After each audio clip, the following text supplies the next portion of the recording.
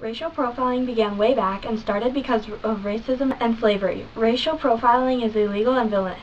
The reason racial profiling is so terrible is because we use race by law enforcement or private security officials as a basis for criminal suspicion.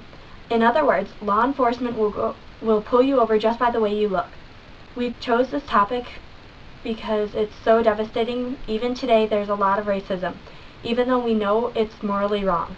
It's very important to stop racial profiling because children should learn from the adults that judging people by the way they look is wrong. Racial profiling increased on September 11, 2001, also known as 9/11. We saw the increase in racial profiling mostly in airports. Like America is a scaredy cat, we freaked out after 9/11 and worked more to keep our airports safer. Well, kind of.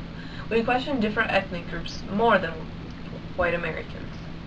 This affects men, women, and children of all ages, including Asians, African, Native, Hispanics, Persians, Americans, also including Muslims, many visitors, and immigrants that come to the United States.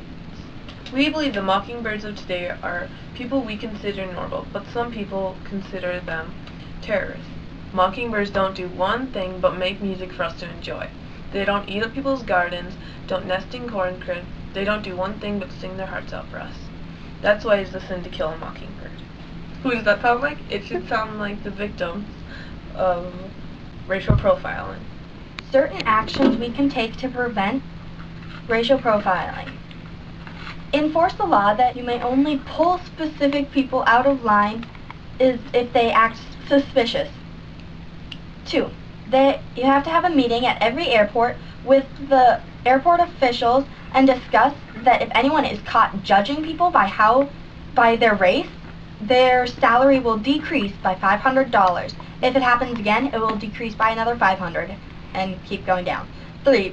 You would put airport officials to a test, like they're in a fake airport and you have one Muslim and the rest white.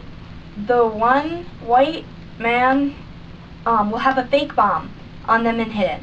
The Muslim will be doing nothing wrong and will test to see who the cop stops first.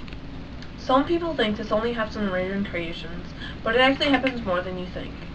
And there has been many stories reported, such as, I quote, from the rare cases of Sandra and Omar. Imagine how I felt when my 8-year-old son was pulled from the line because of his name, and I could not go with him. Imagine how he felt when they started taking apart his Boy Scout Pinewood Derby car in the Boy Scout box. It is now a routine for my son, for Omar Renee, to get an extra security check at the airport. He knows it's going to happen and expects it. But how do I tell my son that it's okay? He is now 10 and learning about civil liberties and civil rights. What meaning do they have for him? Case Mohammed El Rosso, I quote, Mr. El Rosso says, they think September 11th is our fault. We have to take responsibility for it. They think America is going to be a better place without us. As it shows, people from the Middle East have been pulled away for pointless reasons. Finally, someone gives them a reason to be pulled away 6 different times. This person was a white Maryland student. He took 6 different flights. He took a box cutter, bleach, matches, and a few more things. Says he got away with it because he never fit the profile.